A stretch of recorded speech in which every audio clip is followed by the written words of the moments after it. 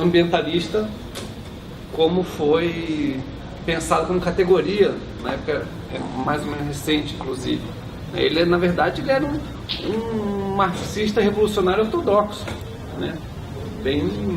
A tradição política dele bem ortodoxa. Foi justamente uma coisa marxista básica: você pensa onde você pisa. A partir do momento que ele estava pisando, morando na floresta, segundo Davi Copenau, a porta-voz Yanomami, ele ouviu o Omama, seu demiurgo de Yanomami, e aí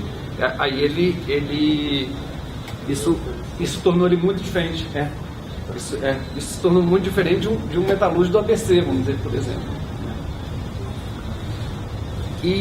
Então eu acho que aí tem uma coisa, e eu acho que aí, não por acaso, nos anos 80, uma coisa mais interessante é essa aliança dos povos da floresta, onde tinha os sindicalistas, tinha os povos indígenas, tinha toda uma diversidade e uma aliança que eu acho que a solução não está dada, ela vai ter que ser construída coletivamente. E eu acho por isso que um dos papéis, eu acho também que, não sei se os intelectuais orgânicos podem cumprir, é também de tradução dos grandes debates, porque Belo Monte envolve uma série de questões, né, de produção, de energia, distribuição, então, assim como a taxa de juros também, né, exploração. Então, eu acho que tem um papel aí, porque se a gente acredita na democracia, nenhuma questão é complicada, é tão complicada que nenhuma pessoa possa opinar. Então, quer dizer, todo mundo pode opinar sobre tudo, mas eu acho que tem um papel, e aí eu acho que a universidade poderia cumprir um papel, a universidade no sentido, a comunidade universitária mais ampla, para justamente colocar isso, né? E eu acho que um dos pontos piores dialogando com a tua pergunta, dos governos petistas, é que não interrompeu o genocídio. Isso talvez seja, eu acho que talvez o principal. Nem o Lula também. Não, ele não. Mas aí eu acho que o balanço é um pouco diferente. Mas eu acho que tem ia falar isso depois, mais na pergunta do hoje, do movimento, mas eu acho que tem os povos indígenas têm mais força hoje do que tiveram, por exemplo, nos anos 70, na época do Castro. Darcy, todo mundo, gostasse ou não dos povos indígenas, achava que não ia ter mais índio no Brasil.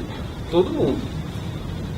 A gente vê hoje um florescimento, assim, apesar dos assassinatos contínuos e permanentes, a situação do Mato Grosso do Sul, a tragédia de muitos séculos, você tem um aumento tanto em número de pessoas que se autodeclaram indígenas, inclusive no Nordeste, onde muitos que não se declaravam mais voltam a se declarar como indígenas. No Ceará também. Aqui no Ceará foi declarado em algum momento que não tinha indígena. Por lei, assim, não tem indígena. E aí, por lei? Você teve uma autoidentificação, um crescimento da autoidentificação indígena a partir da década de 80. Mas vai ser muito ambígua essa relação com o indígena no Brasil, com uma ideologia nativista muito fortemente defendida. Zé de Alencar, cearense. Sim. O indígeo da nacionalidade. Tem o Levi-Strauss foi, né, no começo da minha universidade, ele foi lá dar aula e antes ele foi encontrar o embaixador do Brasil em Paris, aliás, o Souza Dantas, que é um herói que salvou muitos judeus e tudo mais da perseguição nazista. Mas aí ele encontra o Souza Dantas e fala, aí nos fins de semana queria conhecer os povos indígenas ali, perto de São Paulo, tudo. Ele falou, me desculpa, não tem mais índio no Brasil. Isso é década de 40. Aqui no Ceará também diz, não tem mais negro. É a mesma coisa. Então, mas eu acho que aí realmente é um crime desses governos, que eu apoiei, inclusive, né? Não um crime, mas os governos, que não interrompeu o genocídio. Você não tem problema. O Estado nunca falou, brasileiro pediu perdão, por exemplo, que eu acho que é uma prática, inclusive todos somos cristãos, inclusive os que não somos, né? De uma brincadeira, né? De pedir perdão, né? Acho que a Austrália agora pediu, o Canadá. Então, eu acho que é uma prática importante. E quando o Lula pediu perdão pela escravidão, quando estava emocionado na Porta do Gorré, no Dakar, Senegal, teve um monte de reações estranhas, né? Críticas a isso, que eu acho que são coisas importantes, inclusive de concepção de história da luta, da resistência. Inclusive, a primeira medida, quando o Lula assina lá a questão de mudar o conteúdo das disciplinas escolares, de incluir a resistência indígena, toda a contribuição negra Imagina o Brasil sem os povos indígenas e sem os negros. Não tem Brasil. Então, de não ter interrompido isso, realmente é uma tragédia. Isso aí vai... isso tem um... Vai nos cobrar. Porque não é só a questão... E inclusive a questão da tecnologia é interessante com os povos indígenas, que em geral os povos indígenas gostam de tecnologia. Né? Então, por isso que o debate põe câmera, Põe isso aqui o vídeo nas aldeias, põe todo, inclusive dos ritos, tem os índios chicrinhos lá no Pará, perto da Vale, começaram a ganhar dinheiro porque a Vale dá um pouquinho, né, uma fatia muito pequena, mas que representa bastante, e a vida ritual aumentou, né? Porque por isso que eu acho que às vezes tem que o debate ele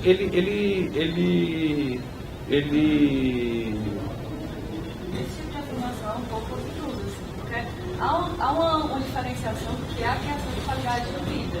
Para o indígena, a racionalização da natureza é própria da qualidade de vida dele porque ele vive ali.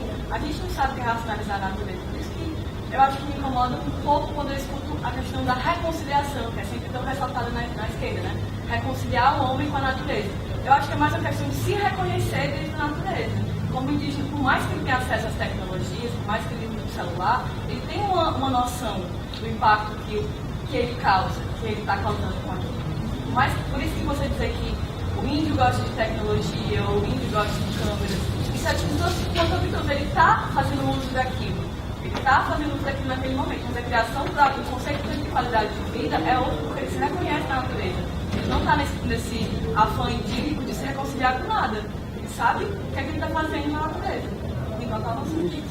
Assim, eu não sabia. O índio é sério.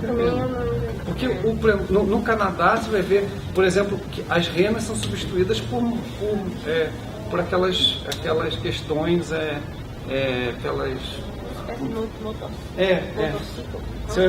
os povos nômades adoram o celular. Eu acho que é uma apropriação. Eu sou oswaldiano, meu comunismo é oswaldiano, é do bárbaro tecnicizado. Eu não vejo uma contradição entre essas questões. Eu não vejo. E eu acho que saber o impacto que você causa. A contradição é você. Então, a gente sabe o impacto que a gente causa. Eu não sei, honestamente, eu não sei qual é o impacto que eu estou usando essa roupa, esse laptop, isso aqui. Não, eu acho assim, mas isso não é muito diferente dos índios também, não. Eles não sabem. Os índios têm muito. Eu acho que tem uma visão um pouco idílica, já que tem uma visão idílica da reconciliação, uma visão também um pouco idílica do próprio indígena. Né? Quer dizer, eu acho que isso na nossa formação também é uma coisa, uma espécie de neo-russonianismo. Uma semana em qualquer comunidade, que é o que eu já fiz, você realmente tem mais noção do que eles fazem com a natureza. Bom, o que eles fazem, sim, mas eu acho que isso não dá mais noção de como um celular é feito e como é extraído. De se reconhecer, porque essa noção de reconciliar parece que a gente está em guerra com a natureza, que a gente está fora da natureza. E a gente não está. Mas a ciência nos diz isso, a ciência nos diz que nós estamos dentro da natureza. Mas a nossa natureza é humanizada também, né? Mas eu não acho que é uma questão de sentimento, realmente. Eu acho que é uma questão de como a gente faz as coisas e como a gente leva a nossa vida. Entendeu? Assim, você racionalizar porque você sabe o impacto que aquilo vai causar em você, porque você faz parte da natureza. Se você impactar a natureza, você se impacta. Mas nós já sabemos disso, é isso que a ciência nos diz. Nossa melhor ciência nos diz isso. Por isso que eu acho também que eu fico com um pé atrás, a questão do Pachamama. Eu não sei se é disso que a gente precisa, assim, de uma natureza sagrada que nós temos que respeitar e tal.